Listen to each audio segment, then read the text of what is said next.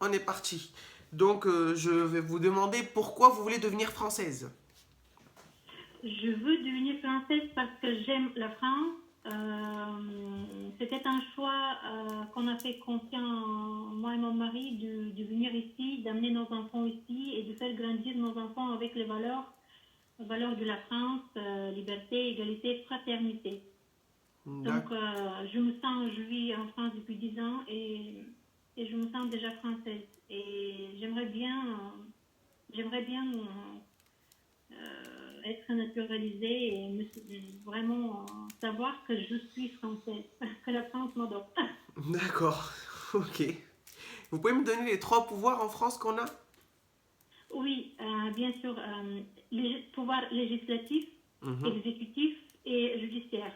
D'accord. Et bah, définissez-moi les trois pouvoirs alors.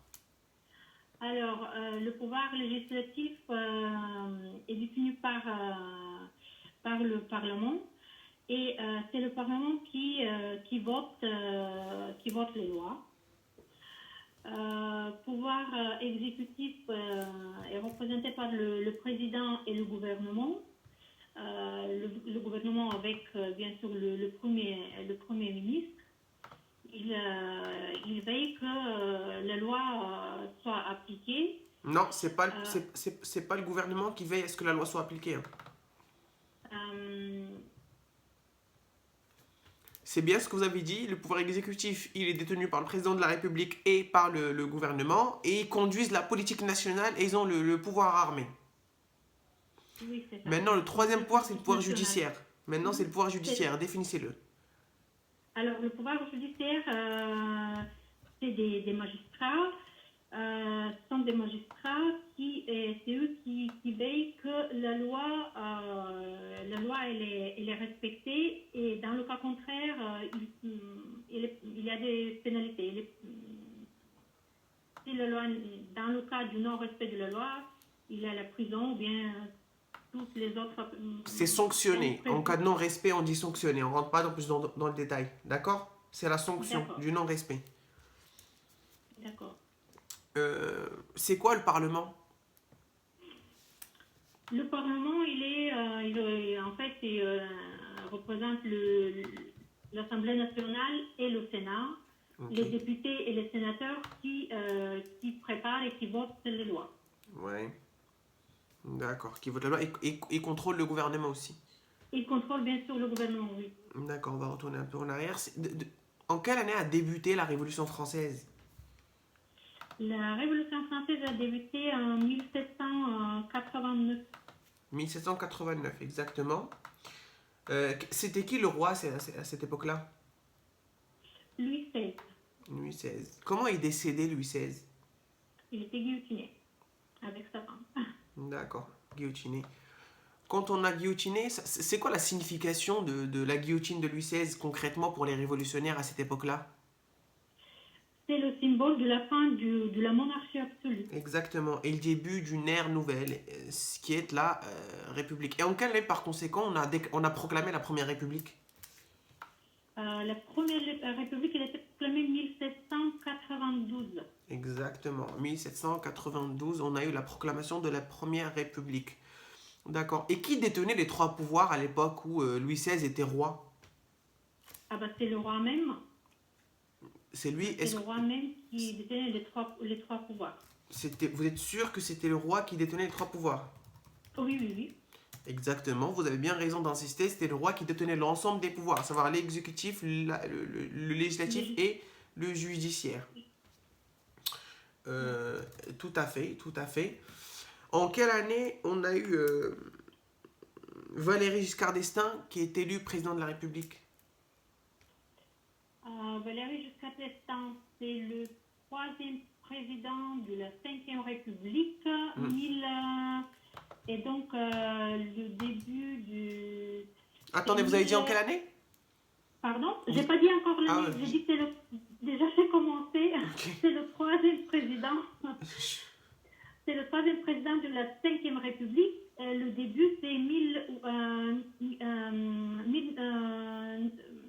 900. 1974. Exactement. Et son mandat s'est terminé quand?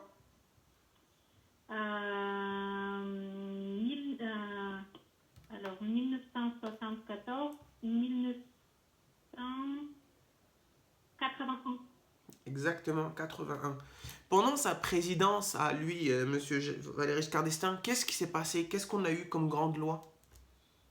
Mais déjà, dès la première année pendant qu'il était président, en 1974, l'âge de majorité, il était fixé à 18 ans. Exactement. Ensuite, en 1975,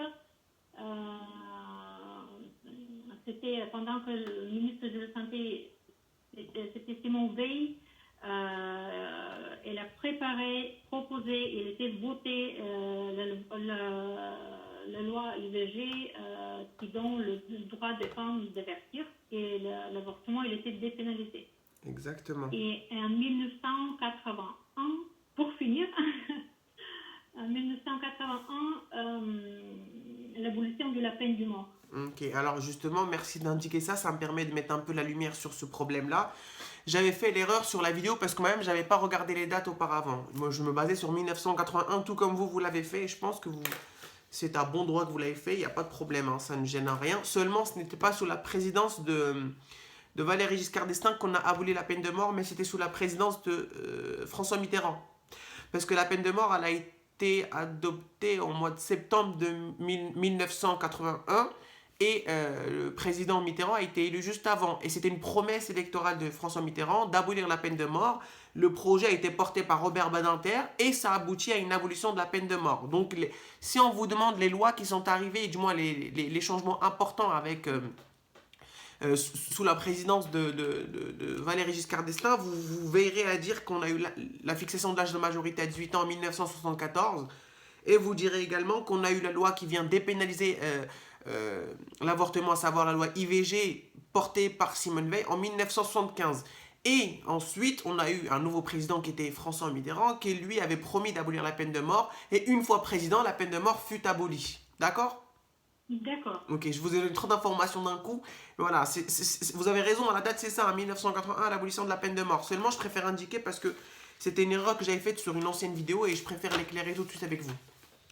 D'accord, donc l'abolition de la peine de mort, c'était... Sous la présidence de François Mitterrand. François Mitterrand, d'accord. En 1981. C'était le mois de septembre 1981. Ok? Ok, oui. Voilà. D'accord, donc je voulais aussi vous demander, vous pouvez me citer des rois de France s'il vous plaît?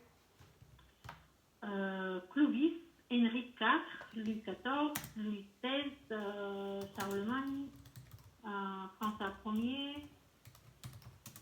C'est bon. Et vous pouvez citer des reines maintenant? Anne de Bretagne, Anne d'Autriche, Marie-Antoinette d'Autriche, Catherine de Médicis, Marie Stuart. Stuart, oui, exactement. C'est une bonne reine. Reine d'Écosse.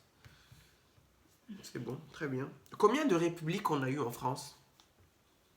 5. Là, on est toujours en 5e. Depuis quelle année on a... Depuis quelle année on est en 5e République? C'est très bien, c'est une bonne réponse. Depuis 1958. 1958. Vous avez la date exacte? 4 octobre. Oui, 1958, tout à fait. Parlez-moi du drapeau français. Le drapeau français tricolore, ça veut dire qu'il y a 3 couleurs, bleu, blanc et rouge. Oui. D'accord. Et c'est quoi la signification de chaque couleur? Alors, le blanc, c'est la couleur des rois, et le bleu et le rouge, c'est les couleurs du Paris. Donc,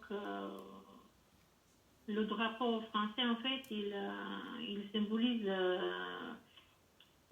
la France pendant l'époque quand il était un royaume, et après, avec la Révolution, qu'on est devenu avec un pays démocratique.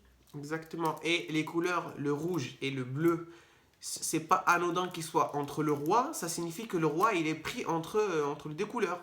D'accord? Il est bloqué. Oui, voilà. Et ça s'est passé à Paris, voilà, avec la prise de la Bastille. Exactement. La prise de la Bastille qui date de 14 juillet 1900 Fête nationale, 1700. 1700, exactement. C'est ça. Je pensais que vous alliez vous tromper. Donc ça signifie c'est une fête nationale.